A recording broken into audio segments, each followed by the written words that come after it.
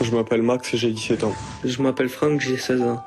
Je m'appelle Pupu, j'ai 17 ans. Je m'appelle Samir, j'ai 17 ans. Je m'appelle Elias, j'ai 17 ans. Je m'appelle Koji, j'ai 17 ans.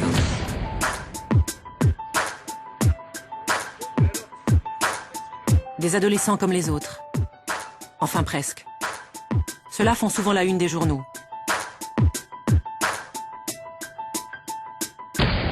Des vols, plein de choses, des conneries. On est parti dans une usine, on l'a dégradé, on l'a tagué, on l'a cramé et voilà, on est parti. J'ai séquestré mon voisin parce qu'il a mal parlé à ma mère. Je l'ai fracassé lui aussi. Des trucs comme ça, des cambriolages. Le jour de l'an, j'ai fait 3 cambriolages. J'ai volé une voiture. On voit rarement leur visage.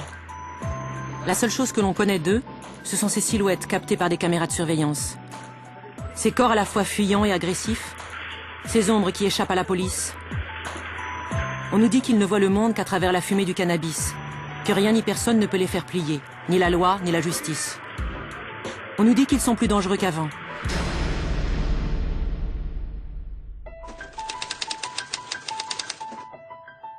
Est-ce qu'il y a matière aujourd'hui à être inquiet? Est-ce que la France est à feu et à sang du fait de la délinquance? Est-ce que la France est à feu et à sang du fait de la délinquance juvénile?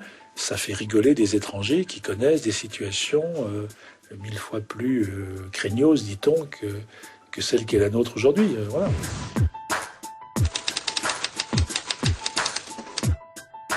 Les gens sont axés sur les faits divers. Les faits divers, il y a des faits divers très très graves. Commis par des mineurs, il y a des agressions avec armes, des choses comme ça. Et évidemment, ça, ils ont l'impression que c'est lié à une absence de sévérité des juges.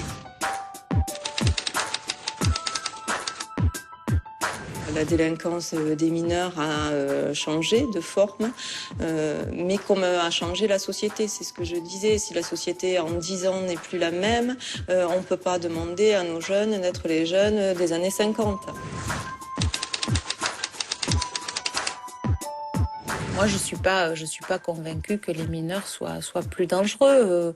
Je pense que on met plus l'accent sur ces questions-là, hein, des questions de société aussi, et on a certainement raison de mettre plus l'accent parce que c'est préoccupant, parce que voilà, c'est important. Après, la dangerosité, je suis pas persuadée, non. Ces jeunes, incontrôlables, sans qui nous serions si tranquilles.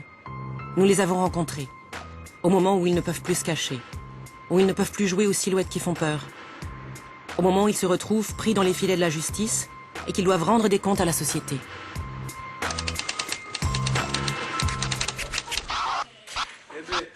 Au foyer La Cale, il y a une douzaine d'adolescents coupables de vol et de violences à répétition. Ils ont été placés là par un juge pour enfants. C'est à la fois une sanction pénale, parce qu'ils ont enfreint la loi, mais également une chance qu'on leur offre de vivre loin de leur entourage ou de leur bande qui les a fait plonger. On a des jeunes qui sont déscolarisés depuis longtemps, ça c'est quasiment tous. Quand ils arrivent ici, ils ont 1 an, 2 ans de déscolarisation. On a des jeunes qui n'ont même plus de carte d'identité, couverture sociale, voilà.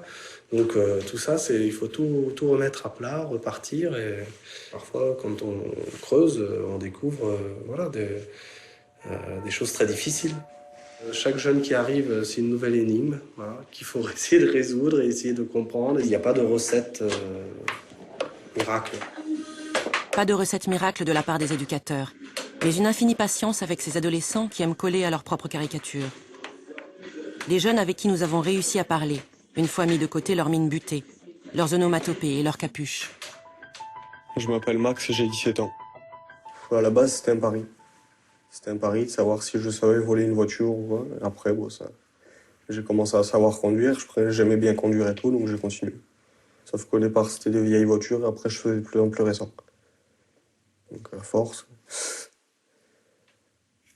Et qu'est-ce qu'on ressent quand on passe devant les juges? Les premières fois, t'as une boule au ventre, mais après, tu t'habitues. Après, c'est... Voilà. Et ça change pas grand-chose? Non. Pourquoi? Parce que c'est... Voilà. Il y a une seule personne que j'écoute, c'est mon père, c'est tout. C'est personne d'autre.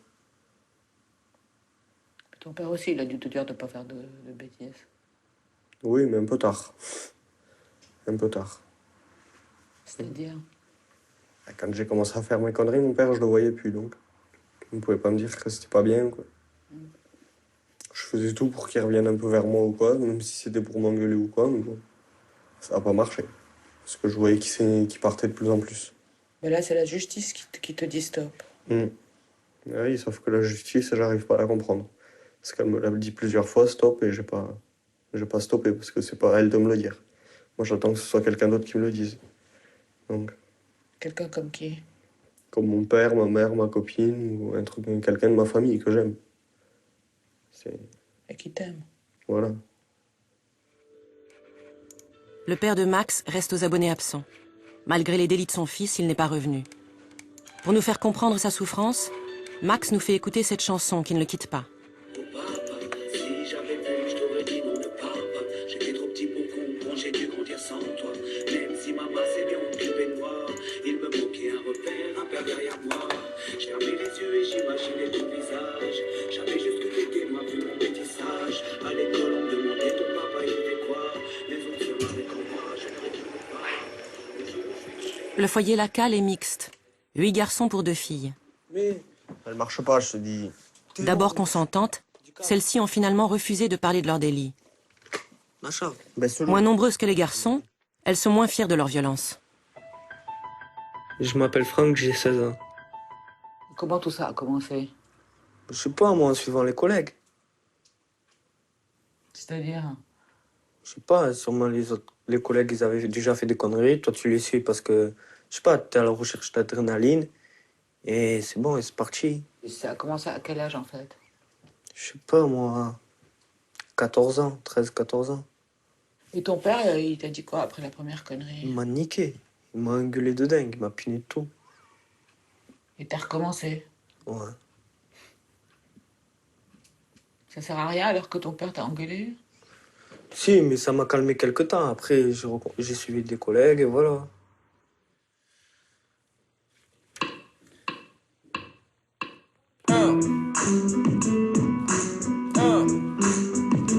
Ils sont là tous les deux, Max et Franck, apprenant à vivre côte à côte, avec pour seul dénominateur commun leur délit et leur regard désabusé.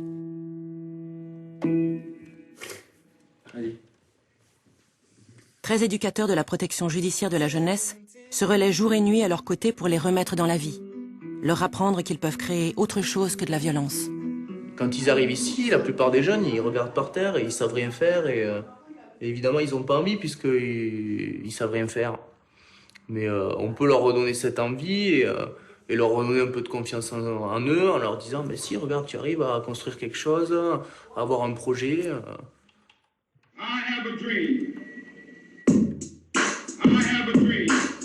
Alors c'était qui ça? Je sais pas. Tu m'as dit Mandela. Non, c'était pas Mandela, mais c'était un noir, effectivement. Martin Luther King.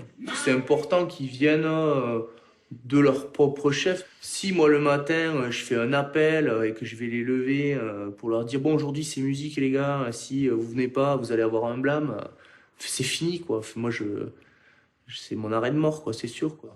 Donc il dit maintenant c'est le temps de sortir de la vallée sombre. Le foyer est un lieu de placement souple. De la ségrégation. Tout ce que les jeunes y feront de bon ou de mauvais pèsera dans leur dossier lors de leur prochain passage devant le juge. De la justice raciale. Ça te dit quelque chose? Non, j'aime pas la justice, moi.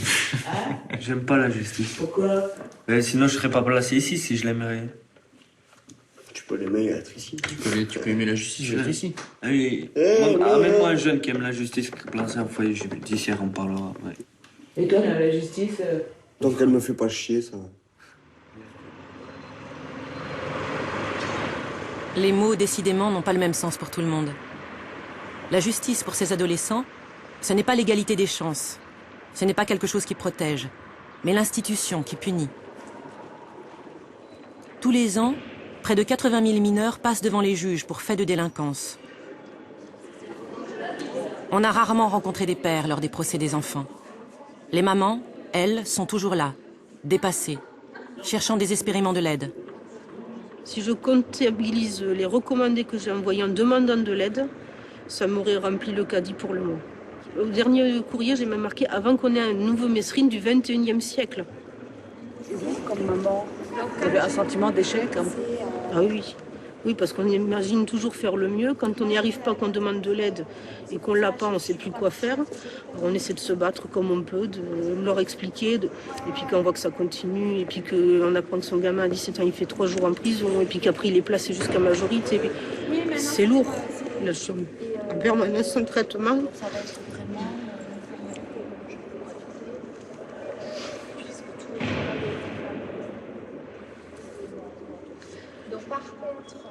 Parce que c'est mon fils, je l'aime, mais...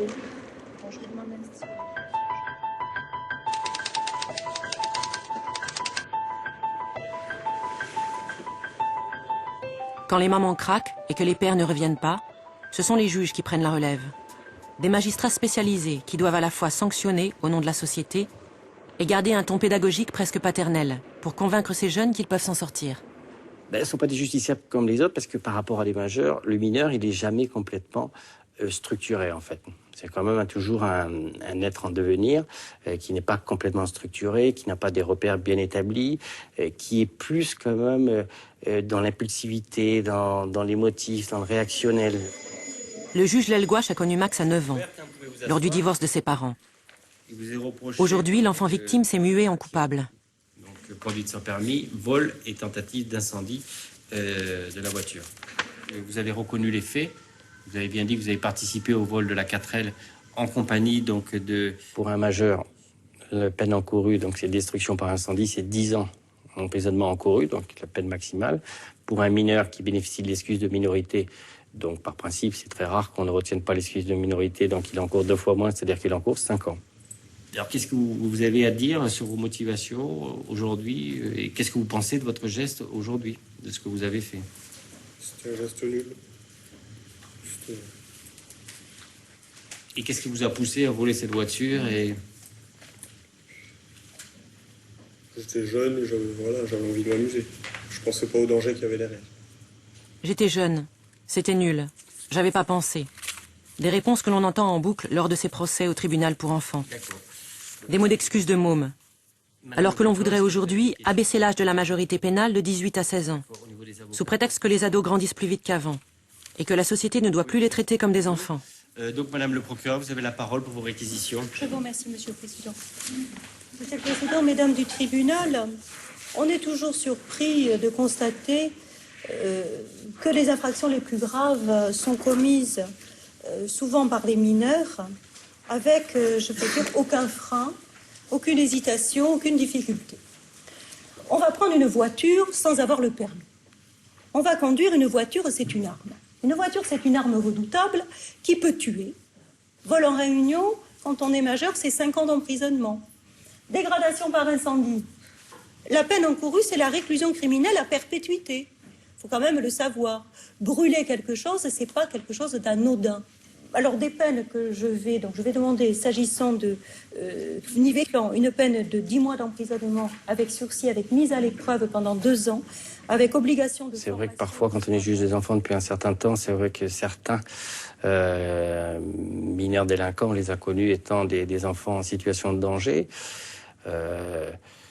On se dit que ça a été un peu un échec de tout ce qui est l'assistance éducative, mais sans désespérer pour autant, parce que le tribunal pour enfants, tout en étant quand même une juridiction répressive, faite pour juger et condamner des délinquants, a quand même des moyens d'action au niveau éducatif qui sont très très importants aussi.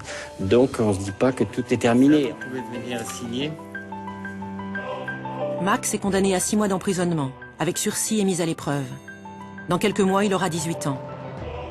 Éducateur et juge pour enfants ne pourront plus rien pour lui. Promis juré, nous dit-il. Cette fois, il a compris. Tiendra-t-il parole? Comment prévoir si un jeune va s'en sortir?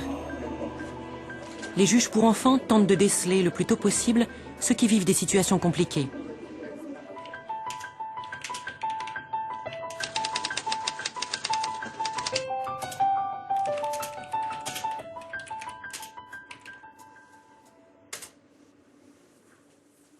Ces mineurs peuplent les couloirs du palais de justice. comme ici ces deux frères retirés à leurs parents qui se déchirent. Donc on est là pour faire le point sur votre situation, puisqu'il y a la mesure de placement qui arrive à échéance. Ça se passe plutôt bien pour toi? Je sais pas. Qu'est-ce qui se passe? J'aime pas trop. Qu'est-ce que t'aimes pas? Les éducateurs, ils m'énervent. On va en parler. Bon, donc chez maman, comment... Qu'est-ce que vous faites, hein? Là, on fait rien. On fait plus rien. Pourquoi? Je sais pas. Bon. Ça se passe pas bien. Alors, et toi, Wagner? Enfin, les incidents se multiplient, là, ces derniers temps, hein? Ces derniers temps, c'est-à-dire? Septembre 2010, vol et dégradation à la MEX. Octobre-décembre 2010, 2 épisodes où Bnera est agressif physiquement sur le groupe de la maison d'enfants, à l'égard d'un éducateur, puis suite de matériel. Vol et rachat d'objets visiblement volés. Février 2011, fugue de la MEX, alcoolisation, incivilité dans un bar de Rural. Je sais pas. Après avoir écouté les enfants, le juge convoque la famille. Les audiences ont lieu en présence des éducateurs. L'atmosphère est rarement sereine, souvent brouillée par la culpabilité des parents qui se sentent défaillants et essayent de plaider leur cause pour récupérer leur enfant. Ça serait prématuré de lever les placements maintenant et ça serait ravageur, hein, vraiment Vous allez me destructeur pour rendre Kenny. mon fils malheureux et me rendre à moi malheureux. Madame, ça, on va pas repartir sur ce ton-là quand même. Hein. Moi, il me semble qu'il faut moins encore 1 an pour vraiment poser les choses, pour préparer un retour chez vous, mais dans de bonnes conditions. Parce qu'on voit que ça reste encore quand même très fragile. Sinon, on va revenir à ce qui s'est passé l'année dernière. C'est-à-dire vous allez revenir en disant j'en peux plus. Voilà, replacer non, les enfants. Non, je crois pas, j'en suis certaine. Sauf que non, ça fait non, 3 fois, madame. Mais ça fait 3 fois, mais il faut faire confiance aux gens aussi un petit peu. Alors, monsieur, qu'est-ce que vous en pensez, vous? Moi, je suis tout à fait d'accord avec vous que mes enfants continuent dans ces structures-là, que c'est le moment. Parce que malheureusement, leur maman, elle n'a pas connu ni le collège ni le lycée, et ne comprend pas l'importance de connaître les mathématiques, la trigonométrie. Alors, monsieur, on va pas rentrer, monsieur, on va pas rentrer dans ce débat-là. Ce que j'entends, moi, c'est que vous êtes, vous, favorable à la poursuite des placements, c'est ça? Oui, mais j'ai pas fini mon discours. On doit connaître les mathématiques, les calculs. Et là, on commence à comprendre le désarroi de ces enfants pris dans la tourmente de parents qui se déchirent. On comprend que certains jeunes se rebiffent contre ces adultes qui ne sont pas des modèles. Et un monde qui ne leur fait pas envie. Alors, s'il vous plaît, on va se calmer. Monsieur, vous baissez d'un ton. Monsieur, vous baissez d'un ton et chacun respecte le temps de parole. Monsieur, sinon je vais vous faire sortir. Hein. Et après, je ferai sortir la maman et je parlerai avec la maman. S'il vous plaît, monsieur. Parce qu'on ne va pas y arriver. C'est ce que je fais, moi, le travail que je fais, ça ne me mène à rien. On écoute qui? On écoute quoi? On m'écoute pas à moi, la maman. Hein? Alors, vous pouvez dire tout ce que vous voulez, vous allez me foutre la paix. Vous allez me laisser tranquille, c'est tout. Hein? 1 an de plus, pourquoi? Pourquoi? Madame, je ne vous écoute pas. Madame, vous sortez. Là, Ouais, ça je va sors, pas être possible. je sors, Les services sociaux me ramènent, les familles d'accueil. Ouais, je sors. En France, des milliers d'enfants sont retirés tous les ans à leur famille. Des gamins qui ont assisté impuissants au naufrage de leurs parents. La majorité s'en sort. Les plus durs, coupables de délinquance, peuvent atterrir dans un centre éducatif fermé. Plus contraignant qu'un foyer, mais moins dur que la prison. Ce n'est pas forcément des délinquants. Ce sont des jeunes qui ont commis des actes de délinquance, certes pour certains beaucoup, d'autres moyennement, d'autres peu, mais très graves. C'est souvent des cambriolages en réunion avec violence. Ça peut passer aussi par des agressions sexuelles et viols. Par moment, heureusement encore, c'est là où il y en a le moins et tant mieux, ce sont les homicides. Ici, on a rencontré des adolescents de 15, 16, 17 ans qui auraient pu être les nôtres, avec leur gueule d'ange et leurs habitudes alimentaires. Sauf que ceux-là ont déjà mis le feu à une partie de leur vie. Que ce sont des récidivistes qui n'ont jamais accepté les règles imposées par leurs parents. On va désormais les enfermer dans ces centres et leur apprendre à obéir aux règlements. Je m'appelle Abdel, j'ai 16 ans.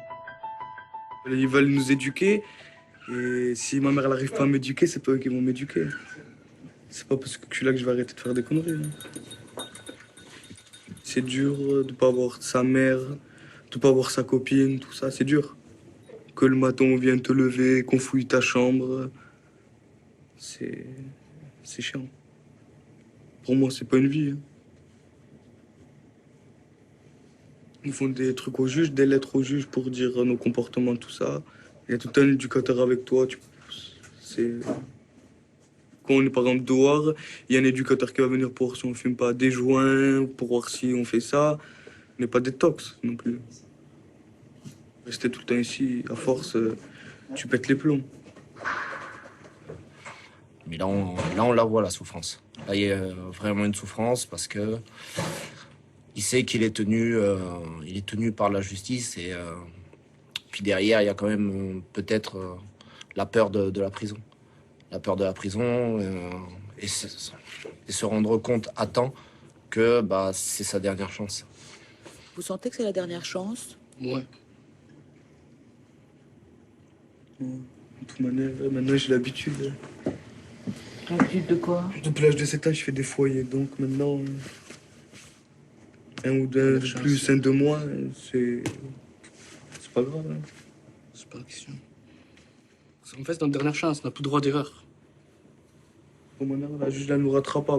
Prochaine connerie, c'est mandat de dépôt direct et tout tombe. Ce qu'on est ici, ça arrive.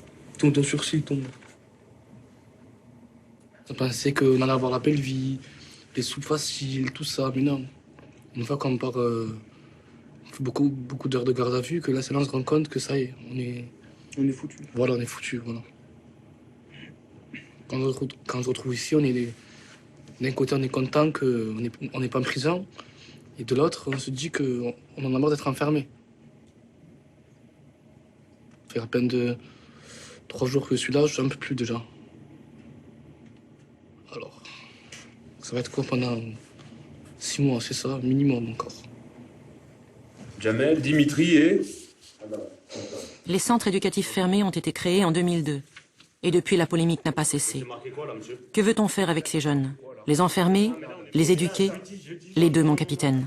Tu es intelligent, si ça c'est pas fait, tant que ça c'est pas fait, le reste ne compte plus. Voilà, c'est clair. Ici, durant les 2 premiers mois, aucune permission de sortie. Les appels téléphoniques sont réduits. 2 appels entrants par semaine, 2 appels sortants. Toutes les portes sont fermées à clé. Sur un terme idéologique, on est tous d'accord pour dire que l'être humain n'est pas fait pour être enfermé à vie. Nous sommes complètement d'accord. En revanche, hélas, malheureusement, je crois que quand un jeune exerce une agression sexuelle et un viol sur une petite fille de 5 ans, je ne vois pas autre solution de la société pour dire ça ne se fait pas et comment faire comprendre que cela, c'est inadmissible et comment le travailler, de le mettre en prison et de ne rien faire, je crois que ce n'est pas mieux non plus. La polémique sur les CEF concerne également leur coût. Une journée de CEF coûte 600 € par enfant. Pour 10 enfants, il y a 25 éducateurs, un psy, un infirmier, exorbitant pour les détracteurs de ces centres, nécessaire pour leurs partisans. Sinon, tôt ou tard, ces jeunes ressortiront cassés, sans avenir, et la société payera un prix encore plus lourd. Bon, toi, c'est ta première séance de psychobox. Déjà, on va mettre les outils de travail. Hein, donc, bien. Alors, je t'explique. Déjà, on va se mettre d'accord sur la puissance des coups. Donc, donne-moi ton épaule. Voilà. Je peux aller plus vite, tu vois, mais je ne frapperai pas plus fort que ça. Tu es d'accord? Bon. C'est bon, c'est parti.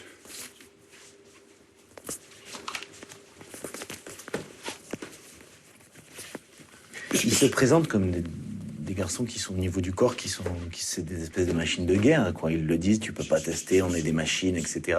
Du côté du corps, c'est super cuirassé. Ils passent à l'acte, ils font peur à tout le monde, donc leur corps fait absolument peur à tout le monde. Donc non, ça nous fait pas peur. Et c'est de ce côté-là qu'on va leur offrir une écoute, une possibilité de parler.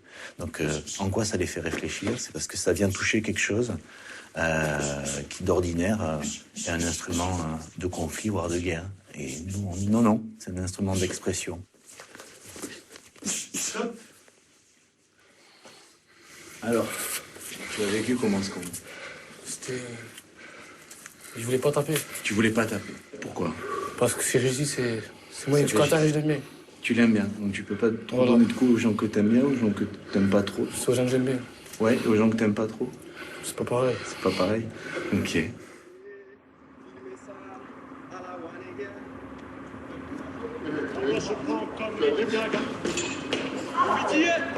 L'atmosphère dans un centre éducatif fermé est en dents de scie. On a affaire à des jeunes prêts à en découdre en permanence avec la terre entière, dont la plus grande souffrance est d'être loin de leur mère, d'avoir rarement connu leur père, d'avoir pioché les mauvaises cartes dans la vie, victime et coupable, triste et dangereux à la fois.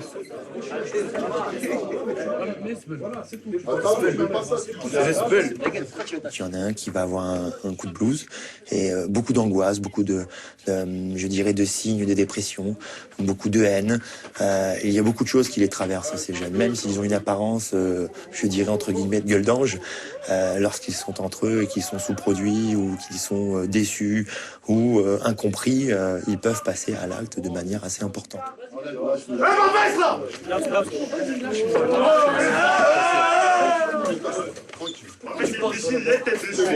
Si vous vous déplacez, on prend des notes. J'ai envie de manger un gâteau tranquille. Mais t'as vu pourquoi tu fais le beau là? Et toi, t'as le pointeur, va. Ta gueule, t'as le pointeur. Et les gars, si on avait un mieux que l'autre, il serait pas au CEF. Hein. Alors fermez-la et on mange. Faites l'amour, pas la guerre. Voilà. Il n'y a pas d'ange ici. Hein.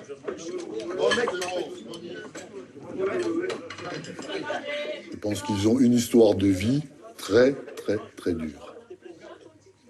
Simplement, nous n'oublions pas qu'ils sont placés ici par une autorité judiciaire, et donc à partir de là, nous faisons un travail éducatif dans ce sens.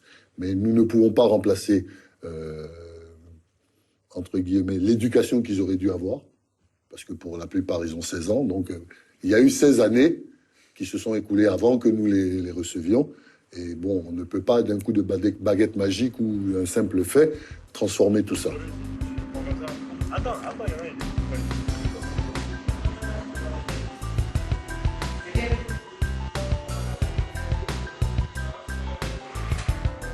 Je m'appelle Samir, j'ai 17 ans.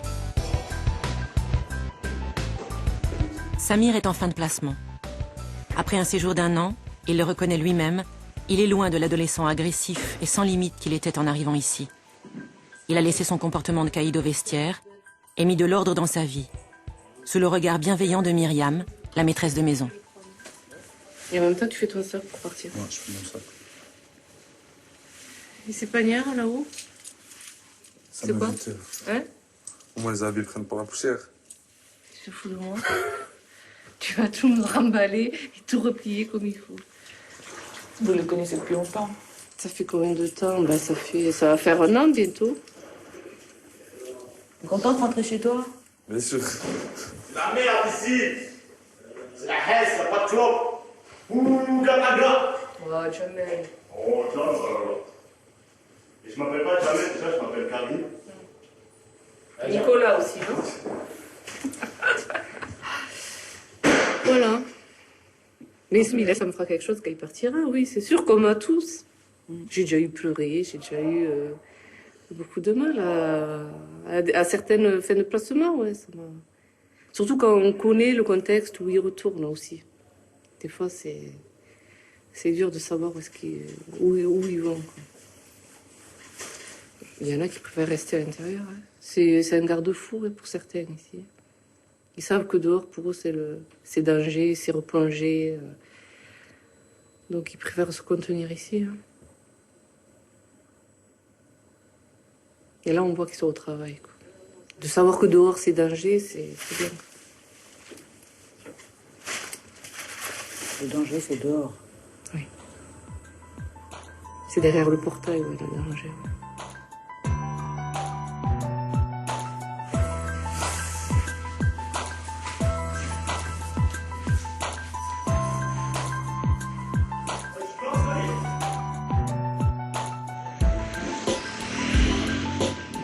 Il y a ceux qui s'en sortent et ceux qui récidivent. Ceux que l'on va revoir régulièrement entre les murs du palais de justice. Ceux qui alimentent les faits divers et qui donnent le sentiment à l'opinion publique que les juges n'en font pas assez. Chaque cabinet a à peu près 200 dossiers de délinquance en cours.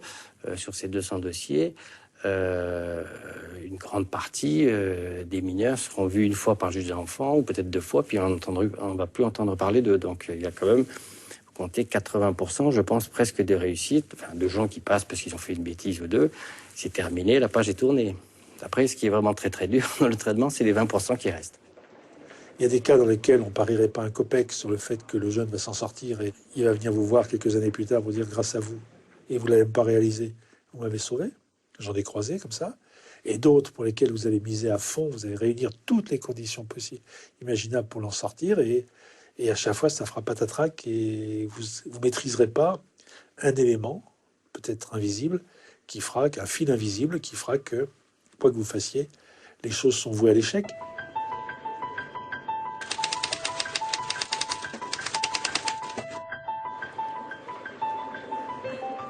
La justice n'est pas une science exacte. Face à ces 20% d'échecs, on demande aux juges de réussir là où d'autres, les profs, les psys, les parents, semblent avoir échoué. On essaye de coller au plus près de toutes ces préoccupations qui sont parfois contradictoires. À la fois, on demande beaucoup de sécurité, par exemple, et ce sont des préoccupations légitimes de tous les citoyens, mais on demande aussi de prendre et de faire attention à nos mineurs fragiles qui n'ont pas nécessairement beaucoup d'espoir, notamment dans leur avenir professionnel, qui se désespèrent vite. Des mineurs désespérés et désespérants, qui donne le sentiment d'un immense gâchis. Difficile de comprendre pourquoi un adolescent de 16 ans, comme Tony, est incapable de mettre fin à ses actes de délinquance, alors qu'il a une véritable terreur de la prison. Alors, qu'est-ce que vous trouvez dans le sac? Donc, qu'est-ce que vous faites? Vous répartissez? Oui, madame. Donc, vous prenez quoi? J'ai rien pris, mais que les 20 €, on est parti manger avec. Donc, les 20 €, c'était pour pouvoir aller manger tous ensemble? Oui, voilà. Et les policiers vous interpellent, vous sortez du kebab? Oui. Monsieur Lala, votre position sur ces faits? Et pour le truc, ils nous ont pas interpellés à la sortie du kebab. Ils nous ont interpellés dedans. Bon, dedans? Ouais, dedans. Et ça change quoi? Ça change quoi? Là, c'est pas la même chose. Par rapport à quoi? On est en train de manger, ils viennent, nous interpellent. Et ça, c'est pas possible? Comment? Je sais pas, ça vous paraît pas normal qu'ils vous interpellent? Ils auraient attendu à la fin. Il fallait qu'on attende la fin de votre repas. Je suis pas certaine, monsieur Lalleux, que là, vous prenez la bonne voie, vous voyez, avec ce type de réflexion. Mais bon. Toujours ce sentiment qu'ils viennent d'une autre planète. Je sais pas comment vous dire ça, madame. La tentation était peut-être trop forte. Comme vous avez vu le sac, vous êtes dit, on va le prendre. Et vous, monsieur, comme vous êtes un peu... Comment? J'avais pas réfléchi avant, madame. La gravité du moment les dépasse. Pourquoi les force-t-on à rendre des comptes? Leur comportement n'est en somme qu'un jeu méchant, violent, mais un jeu qu'il faudrait pardonner.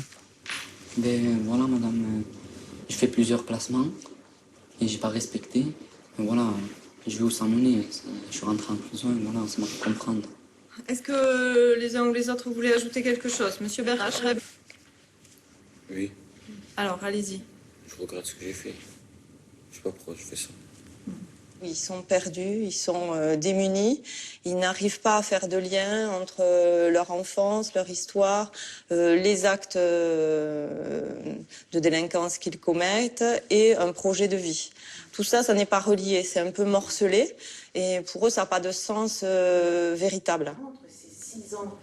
C'est leurs avocats qui prennent la parole, pour tenter de mettre des mots qui ont du sens sur des actes qui n'en ont pas. Démontrer que rien ne peut être résolu par l'enfermement. C'est une souffrance à l'état pur. Ah oui, mais c'est aussi un enfant, 16 ans, et il y a déjà 14 mois. Aujourd'hui, on lui réclame 4 mois supplémentaires. Alors on pourrait ajouter les mois de détention. Mais le constat, il est clair. L'incarcération, c'est une catastrophe. Il sortira avec encore plus de haine, plus de rancœur, et dans l'impossibilité absolue de trouver une place. C'est aujourd'hui un jeune en état de fragilité intense que vous avez à juger. Et dans le cadre des mesures éducatives que vous devez prononcer, dans le cadre de votre délibéré, vous devez garder cet équilibre entre l'état dangereux des élèves et son extrême fragilité. C'est cet équilibre que les juges tentent d'atteindre sans relâche. Toujours punir mais éduquer. rassurer la société et laisser une porte de sortie au jeune qui a trébuché au début de sa vie. Cette justice heurte les défenseurs de la manière forte, qui voudraient que les choses soient plus manichéennes. D'un côté les bons, de l'autre les méchants. On parle beaucoup actuellement d'enfants qui seraient violents en bas âge et qui seraient prédisposés à être des futures mesrines demain. Bon, certains en sont même à inventer quasiment le gène de la délinquance. C'est pour dire il faut psychiatriser très, très rapidement les bébés, les très jeunes enfants, et comme ça on pourra éradiquer le crime. D'autres pensent qu'il faut incarcérer les enfants délinquants et les mettre à l'écart. D'autres pensent qu'il faut non pas les mettre en prison, mais les amener à s'engager dans l'armée ou les faire prendre en charge par l'armée. Tout ça, ce sont des réponses simplistes à des problèmes qui sont plus compliqués.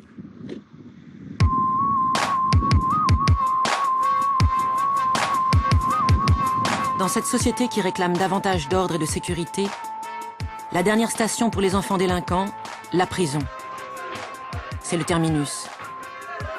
Là où les plus durs descendent, lorsqu'il n'y a plus d'autre choix que celui de les enfermer. Ici, on a rencontré des caïds à peine sortis de l'enfance. Des jeunes qui ont à leur actif une vie plus lourde que celle de la plupart des adultes.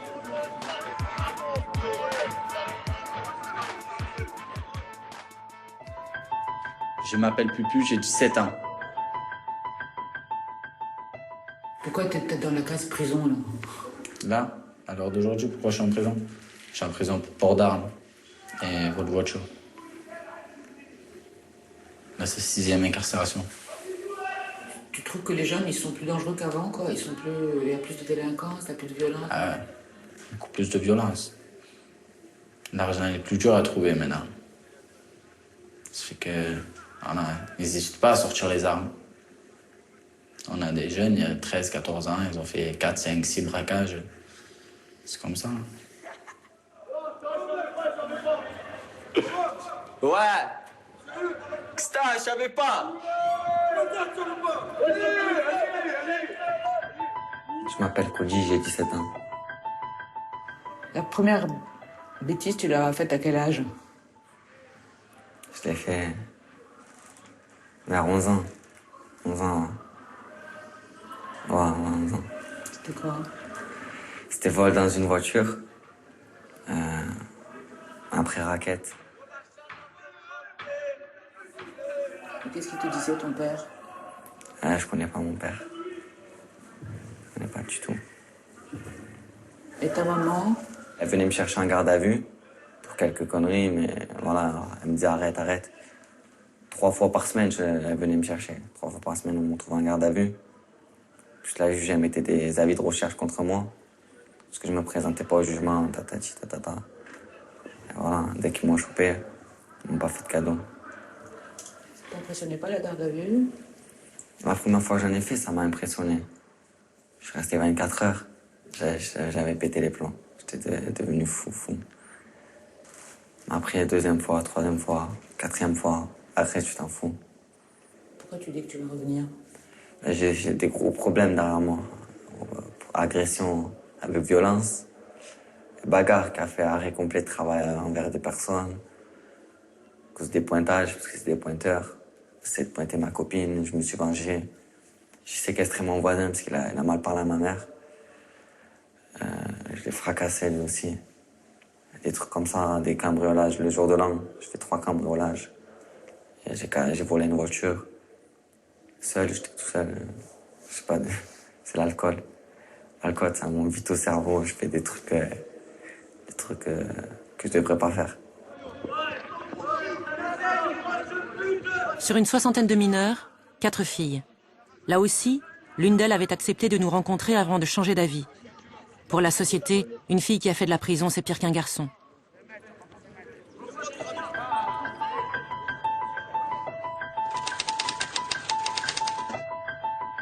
Les concepteurs des EPM sont partis du principe que pour éduquer un jeune, eh bien, il faut lui apprendre à vivre en groupe. Il faut que la vie en prison rappelle ou ressemble le plus possible à la vie sociale normale d'un adolescent à l'extérieur. Donc, on se lève le matin, on reste pas devant la télévision dans sa cellule toute la journée. On reconstitue pas finalement un mode de vie qui souvent conduit aussi à la délinquance. On dort la nuit, on vit le jour. Enfin, vraiment, c'est pas révolutionnaire tout ça, mais d'arriver à le mettre en œuvre dans un EPM, ça nécessite une volonté particulière et des moyens particuliers. À Marseille. Tous les matins, classe obligatoire pour tout le monde. Les enfants sont pris en petits groupes. Certains ne savent ni lire ni écrire, bien qu'ils aient été jusqu'au collège. Des enseignants spécialisés essayent de leur faire rattraper le temps perdu, de les remettre dans une atmosphère d'apprentissage. T'as arrêté l'école à quel âge? 14 ans. Donc ça fait quelle classe ça? 5e. Et c'est toi qui n'as pas voulu continuer? Et tu apprends des choses ici? Non. Tu rêvais de quoi quand tu étais plus petit? Être riche. Être riche? Donc travailler? Non. Être riche sans travailler? C'est difficile ça. Comment tu parviens à être riche sans travailler? Je sais pas. Mais qu'est-ce que tu aimes dans la vie? Rien. Rien? Des enfants verrouillés de l'intérieur.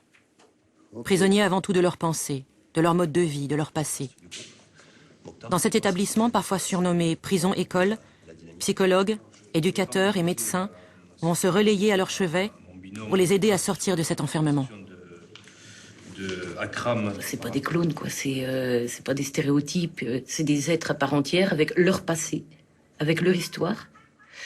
Et avec toute leur vie, quoi. Ils viennent de bien, avec cette valise, qui est parfois difficile à porter. Mais bon, par contre, cette valise, quand on arrive à l'ouvrir, là, on peut découvrir des choses, je dirais, merveilleuses. Ici, les surveillants pénitentiaires ne ressemblent pas à l'idée que l'on se fait d'un gardien de prison. Même si leur mission est d'abord d'imposer l'ordre, même si c'est à eux que revient la responsabilité de verrouiller les portes. Ici, on doit manger avec le jeune, on doit déjeuner, on fait participer aux tâches quotidiennes ce qui n'est pas dans la pratique pénitentiaire. À la base, on ne nous demandait pas de manger. Nous, ça a été la révolution de manger avec un jeune. De manger avec un détenu, c'est quelque chose qui n'était pas concevable il y a 10 ans de ça, peut-être, c'était même moins que ça, c'était inconcevable. C'est un peu la révolution des EPM.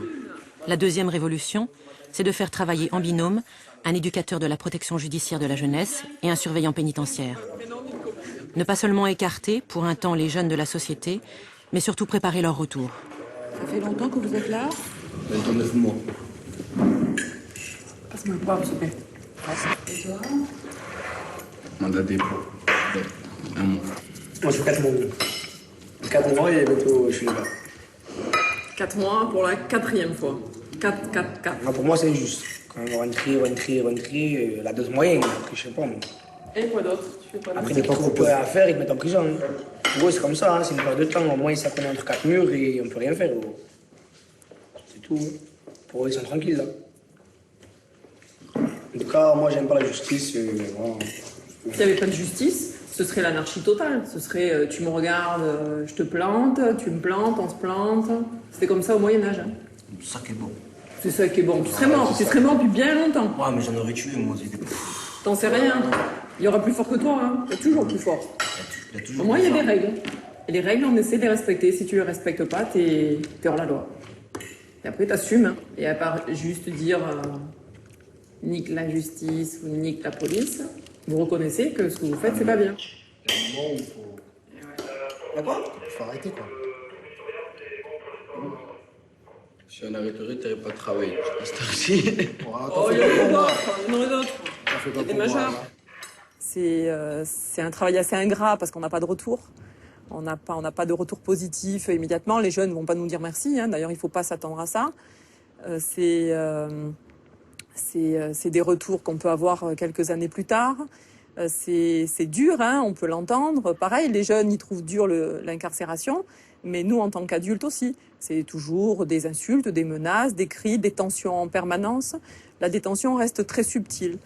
Tout peut basculer en 5 minutes. En 5 minutes, on peut passer d'un groupe très calme à un groupe qui va se battre avec ce qu'il peut trouver autour de lui. Tout va très très vite. Tout peut basculer. Tout peut arriver avec ce public immature, irrationnel, dangereux et vulnérable. Tu veux la garder la télé? Et la prison pour mineurs, ça reste une prison, avec sa violence, ses suicides, ses dépressions et son règlement rigide. Même les adultes qui y travaillent savent qu'enfermer un enfant n'est pas la solution idéale. Quand on est entre nous, entre adultes, on dit souvent, si on en prenait quelques-uns à la maison, peut-être qu'on pourrait agir durablement sur leur situation, parce qu'on voit bien que, pris individuellement, la plupart de ces mineurs, ils sont accessibles à un discours éducatif, ils sont accessibles à une prise de conscience, etc. La difficulté, c'est quand ils sont en groupe. Hein, on voit bien, nous, la différence de comportement qu'ils peuvent avoir. Et c'est là qu'effectivement, on est beaucoup moins attendri quand ils sont en groupe, très clairement. Au moindre écart, les mineurs passent devant la commission de discipline.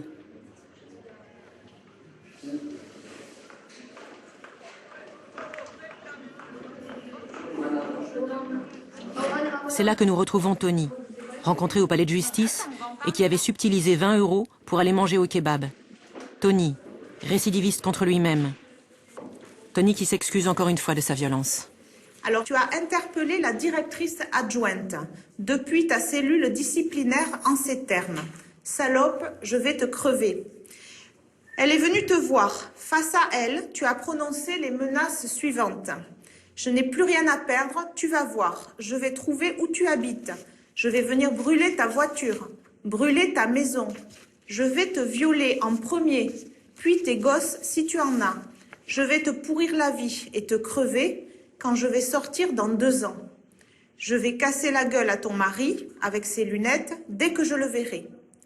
Tu as réitéré tes menaces dans les termes suivants. Je reviendrai à l'EPM pour te crever. C'était sur le coup des nerfs, madame, voilà, je regrette. J'ai fait une lettre d'excuse, je me suis excusé. Donc, quand tu as les nerfs et que tu es contrarié, tu parles comme ça, toi. Et j'arrive pas à me... Tu n'arrives pas comment dire ça, j'arrive pas à me retenir.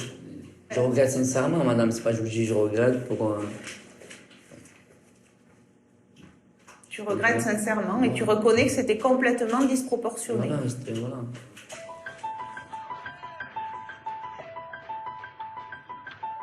Je regrette sincèrement. À chaque procès, à chaque comparution devant une autorité, Tony regrette sincèrement. Et il recommence à souffrir et à faire souffrir. Les faits sont très graves et sur des faits comme ça, je te le dis tout de suite, la sanction habituelle, c'est la sanction la plus élevée, c'est-à-dire 7 jours de quartier disciplinaire. Bon, 7 jours. Attends, laisse-moi terminer. Ton attitude aujourd'hui, elle est dans le repentir. Ça veut dire que tu regrettes. Donc, tu ne vas pas être sanctionné du maximum parce que, justement, ton attitude est positive. C'est ça qu'il faut que tu retiennes. Ça me ça me rend fou, madame. Non, ça te rend pas fou. Ça va te permettre de réfléchir à tout ça. C'est normal, vous rentrez tous les soirs chez vous. Ben oui, je ne suis pas incarcérée. Alors, écoute.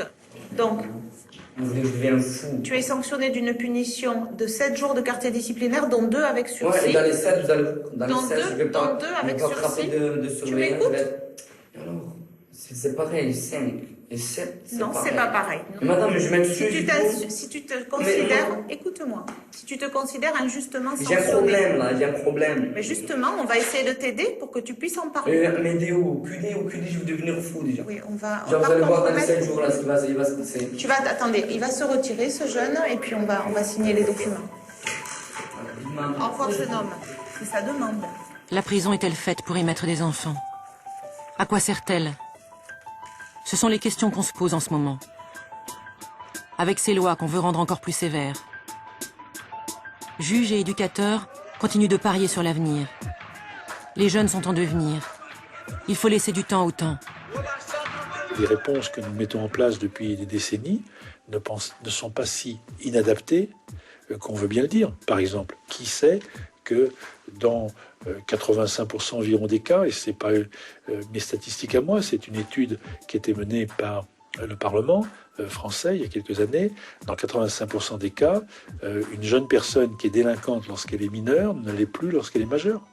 En d'autres termes, le plus souvent, nous arrivons à réinsérer dans une vie correcte. Certes, il ne sera peut-être pas polytechnicien compte tenu tout le temps qu'il aura passé à sécher l'école, sinon en garde à vue ou en prison, celui qui a été délinquant, mais généralement, il arrive à trouver une petite vie pépère avec une femme qu'il va aimer, des enfants qu'il va élever tout à fait correctement, et il ne sera plus délinquant.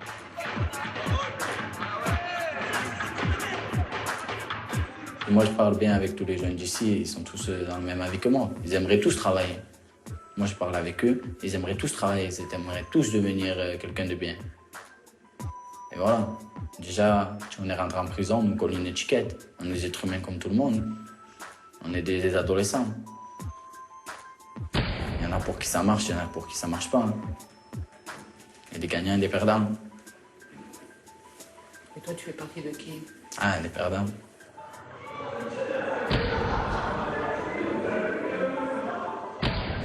La prison, j'ai écouté une fois, 2 fois, on dit jamais 203, 3 fois, 4 fois, ça va suivre. Je sais que ça va suivre. Bon, après, voilà. Je l'ai cherché. Comme je veux dire, ma mère, je l'ai cherché. J'ai cherché, j'ai trouvé. Après, je pense que ça va pas s'arrêter maintenant. Mais bon. En quoi tu crois aujourd'hui? Je crois. Moi, je crois en rien. Je crois en rien. Et moi, perso, j'aime personne. À part ma mère, j'aime personne. Moi, je ressens ça. J'avais parlé avec une psychologue. Elle m'a demandé, franchement, j'aime personne. Je sais pas. Pourtant, j'ai un cœur et tout. Mais je sais pas, j'aime personne. J'arrive pas à aimer les gens. T'as envie de quoi? J'ai envie de... que tout ce que j'ai fait, ça reparte en arrière. Mais je sais pas, j'aimerais tout recommencer.